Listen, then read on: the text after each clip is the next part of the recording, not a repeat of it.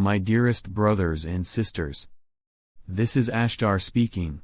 I greet you in love. Today, this channeler wanted to interview me in a more personal style. Question: What is your role and what does it entail? Answer: I am Ashtar. Ashtar command is named after me. My role is to attend to Source's will and to keep my group aligned with Source's will. That said, Source tends to not be very prescriptive. So Source's will is that this sector be made resonant in the not-too-distant future, which also means that Earth should be freed. However, Source isn't telling me specifically which actions I should take at what time. After all, us physically incarnated beings are Source's will in action. Source's will is not separate from us. If there is an emergency and Ashtar command needs to make a decision immediately, then I am the one who makes that decision. That said, this rarely happens in practice, because we have plans for just about any future scenario that has some chance of happening. So if a certain thing happens, then it's unlikely that I need to make an emergency decision. It's far more likely that the plan for that situation just gets implemented. We're typically not so much wondering what is going to happen, and more wondering which free will choices Earth humans are going to make, which will lead to a corresponding scenario unfolding. Most of the time we're not in an emergency. And then decisions and plans are made by a council of decision makers from various races. This council includes myself. This is organizationally better than having a sole ruler, because what if your sole ruler becomes sick or gets overworked or dies? There's a reason why on your world rule by one person isn't considered to be a good form of government. Also, everyone has flaws and biases and distortions and blind spots. Hence, if you give the sole rule to one person, then he or she will chart a course that is just slightly off. Even if he or she has the best of intentions. On your world that might mean that you steer in a slightly wrong direction for, let's say, 60 years, before the ruler dies and someone else corrects the course. But if I had the sole rule, I might steer in a slightly incorrect direction for a millennium. And if you steer in a slightly wrong direction for 1,000 years, then you end up completely off course. So especially with our long lifespans, rule by a single person just isn't a good form of government. While it's tragic and while it has clear disadvantages, your society is actually constantly pushed forward by the fact that people with old viewpoints just die after, let's say, 80 years. We don't have that, and one way we mitigate that is by occasionally bringing relatively young people on the council, and telling older people on the council that retiring is an option. I also make an active effort to try and understand the culture of our young adults. So you can picture me awkwardly opening up our, much healthier, version of TikTok and trying to understand what the young people are talking about, and what their slang even means. I'm also doing my best to be as aware as I can be as to what life is like for Earth humans. So in non-emergencies, Ashtar Command is led by a council of decision makers from various races. This council of decision makers votes on decisions, and our voting is weighed by level of consciousness. Of the people in that council, I have the highest level of consciousness and therefore the most voting power. So you could say I am first among equals in that group. Because of this, I also function as a spokesperson and as a metaphorical face for the organization. If many galactics disagree with our decision, then I'm the one who probably has to have that tough public conversation. If most of those people in the council of decision makers vote in another direction than myself, then their will happens and mine doesn't. In that case I would have no mechanism to force through my own will, even if I wanted to. Well, I guess in extreme situations I could make a case why certain people should be removed from the council or disallowed from voting on certain topics, but that is very rare and I would have to convince people of that necessity. I can't just unilaterally do that. Also, others could use that mechanism against me as well. I don't actually think of myself as having a particularly high level of consciousness, because I talk all the time to non-physical beings who are often much wiser than myself. In one sense, it's not so much that I'm particularly wise. It's more that I'm just abnormally late in making the switch to non-physical existence. Most beings make that switch at a lower level of consciousness than myself, and indeed I too could have become non-physical a long time ago, but I chose to not yet do that. Part of me just loves physical existence, and a part of me feels an urge to keep helping people. Even though another part of me understands the higher perspective that I could spend eternity trying to so-called fix physical existence, and someone who tries to do that actually misses the point of physical existence. But for now I'm still attached to being physical and helping out other physical people. If I was less attached, I'd be non-physical right now, and someone else would head Ashtar Command, and indeed you'd know Ashtar Command by another name. That said, it's not just that I enjoy physical existence and that I feel an urge to help people. It's also that in my current particular role, I'm Source's will in action, as are you, and we're helping implement Source's will of making sure that Earth is freed. So for the moment, my position feels in alignment for me. Sometimes it feels like everyone who is still a physical being is not wise enough to make decisions, yet everyone who is non-physical is too out of touch with physical reality to make decisions. I guess everyone is flawed in their own way, and that's okay, and the beings who could be argued to not have flaws are so high consciousness that it doesn't matter to them if Earth is freed this year or a century from now. To be clear, when Earth is freed does matter to us, and we're the ones making the decision. I maintain Hakann's statement that it's likely, although not guaranteed, that this year your lives will improve substantially and you'll physically meet us, whether in public or privately. There's a chance that won't happen this year, but then it'll happen within a few years. Aside from that, intergalactic diplomacy and coordination is a large part of my job, because different races can be drastically different from each other. Even other races within the Galactic Confederation may have different outlooks. To join the Galactic Confederation, you need to be non-destructive and make a relatively small periodic contribution to the Galactic Confederation, for example sending some doctors to help out another race. But there's no requirement that you need to be actually altruistic. Sure, many Galactic Confederation members are altruistic, but that's not a requirement for joining. There are races out there who are self-interested and rational, and they join the Galactic Confederation because they correctly understand that this is a net benefit to them, even at the cost, as they might see it, of not being able to engage in destructive acts anymore. Common security and technology sharing and mutual help are great benefits to all Galactic Confederation members, after all. Because of this, there are Galactic Confederation members who are selfish, but who understand that it's in their self-interest to be non-destructive and make their contributions. In this way, you could see the Galactic Confederation as a mechanism that makes it rational for even self-interested beings to become peaceful and cooperative. From the perspective of reptilians, the Galactic Confederation is like a disease that infects perfectly fine selfish races and causes them to start working together peacefully. The Galactic Confederation works quite well, but it does require a lot of diplomacy and coordination. If I said to certain Galactic Confederation members Earth people need help, some of them would make a diplomatic reply that would boil down to, so what? What's in it for us to help them? Though many races are freely helping you. That said, being part of a unity tends to nudge people into unity consciousness and altruism over time. Many of the Galactic Confederation races, including the ones you've already heard about, often are genuinely altruistic. And some others are becoming more altruistic and unity-conscious over time. Personally, I see the Galactic Confederation as a mechanism for offering people a path towards reunion with Source. Question: what do you personally enjoy doing? Answer: I enjoy being, and I enjoy doing pretty much anything. Just existing and acting is pleasurable to me. At a certain level of consciousness it doesn't matter that much what specifically it is that you're doing. If I was the type of person to enjoy being more than I enjoy doing things, then I probably would have moved on from physicality some time ago. I like doing things, for better or worse. My current role has also been interesting. In a way, I am sort of a middle manager. I don't have a boss who gives me specific direct orders. I adhere to Source's will, but Source doesn't precisely tell me what to do.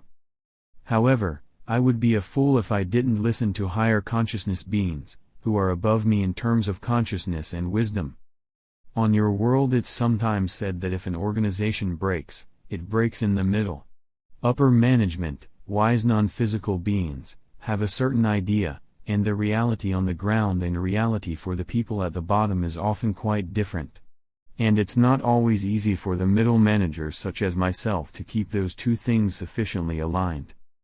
Indeed, middle management can get criticism from both the bottom and the top, because the bottom and the top have often wildly different perspectives. In my case, many Earth humans want us galactics to land today. On the other hand, a lot of non-physical beings tend to primarily see the huge amount of soul growth that is being achieved on Earth and the completely unique experiences that are being had, and they don't tend to advocate for a rapid intervention by us galactics. So on a given day, I might first download into my brain a heart-wrenching plea from an Earth human asking for immediate intervention. And then an Earth minute later a non-physical Pleiadian master who is much wiser than myself talks to me about the importance of free will and soul growth and not taking away people's lessons. Because aren't painful experiences also just experiences? Aren't some of the Earth people who are in very tough situations right now, simply not just refusing to learn their lesson, or refusing to observe and release the deep-rooted pain inside them? Aren't they over-identifying with their bodies? You might feel like you have one foot in the galactic realm and one foot on Earth. I feel I have one foot in physical reality and one foot in non-physical reality. As above, so below. But maybe I'm going too much into my work again. I love spending time with my family. I have a pretty normal family life, but I couldn't be happier about that. If you are empty enough to enjoy conventional things, then conventional things can be wonderful. While it's often heart-wrenching to look at Earth, I also see the moments where Earth humans are kind to each other. And that inspires me and makes me happy. It's wonderful that people are so inherently light-filled that many of them act in resonance even in such darkness. It's like they're playing a clear and beautiful melody among the discordant notes all around you. Sometimes I wish everyone was just happy and kind to each other. But then again, if I spend a day just relaxing and doing nice things, then I enjoy that, but I do feel an itch and a yearning in my soul to do more, to explore more, to get soul expansion and to help others more. So I understand why the universe hasn't been created to just be uniformly nice. I love life and want to taste more of it. I'm not specifically married to doing one particular activity, but I do want to do something. I guess humans just always want to see the next horizon. Question: what do you think Earth humans' primary illusions are? Answer: that they're alone. I understand why it seems that way to you, but if you could clearly perceive the unseen realms, you might feel overwhelmed with love and support.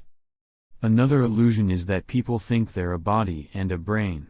Even those who rationally understand that they're a soul, or that they're source, often haven't truly integrated that. A lot of suffering comes from that. That healing emotionally and being at peace or in spiritual bliss is easy for others but not for them. In reality, healing emotionally and growing spiritually is just a long road, and other Earth humans often aren't very open about their struggles, while they are very open about their peak moments. So most likely there actually isn't something wrong with you. Most likely you aren't the one person who isn't able to figure it out. It's just a long road, that's all. So keep moving forward and your life will improve. Historically that has been a slow process, but with the rising energies, it's a somewhat faster process than it used to be. Is that less than ideal? Yes, it is. Now yes, there will always be people who are more gifted and luckier than you, but then again there are also people less gifted and less lucky than you. And even if you're not the most gifted or luckiest person on Earth, that doesn't mean you can't build a decent life for yourself. Question: what do you recommend to Earth humans? Answer: the most important advice has been communicated already. Whatever arises in you, observe that. And if you don't dare observe because it hurts too much or you fear it will destabilize you, then consider visiting a psychologist or healer. Trust your intuition, but don't label fears or emotions as intuition. If you don't know the difference, then don't cling too tightly to one perspective and observe more. Look inwards before you point the finger outwards. Look inwards before you try to reshape society in a certain way. Be kind and express love and appreciation towards others. It matters more than you might think it does. The first key is love, and then after a certain point it becomes important to also integrate strength and wisdom. Do some kind of spiritual practice that resonates with you.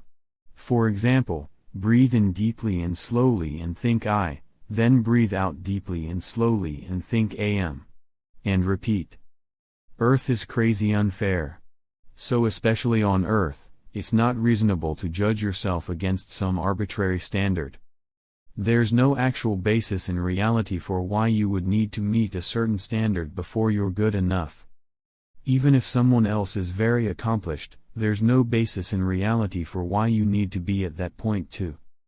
Judging yourself against arbitrary standards is just an echo of how you were judged against arbitrary standards as a child.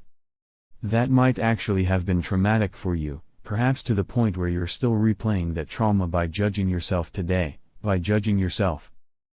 Question: How do you feel about the situation on Earth? Answer: If I look at the situation from a high perspective, I feel good about it because overall your world is returning to the light, and that is the most important thing, and it is amazing.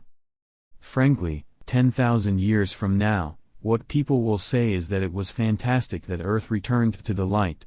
10,000 years from now, the delay and length of the process will just be a footnote. You can all be proud of the amazing work you've done and are doing. However, if I look at the situation from a lower perspective, then I sometimes feel a pang of guilt. Being spiritually advanced doesn't mean that the so-called negative things aren't there anymore. Being spiritually advanced isn't exclusionary.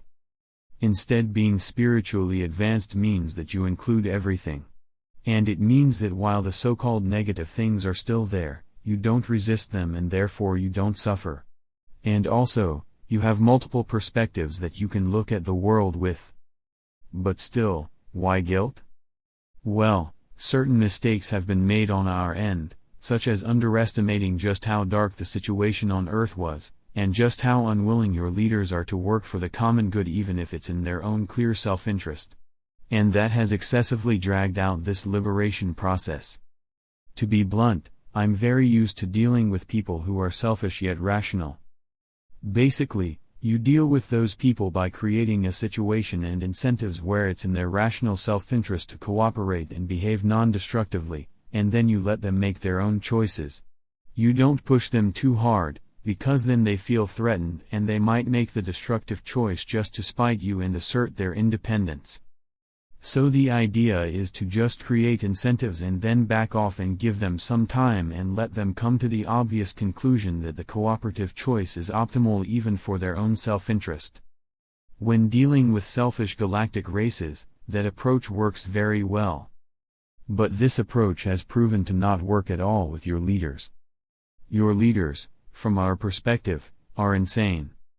Even when presented with circumstances and incentives where it's very clearly in their own rational self-interest to cooperate, most of them still don't do it, because their own ego is so out of control that it doesn't let them pursue their rational self-interest.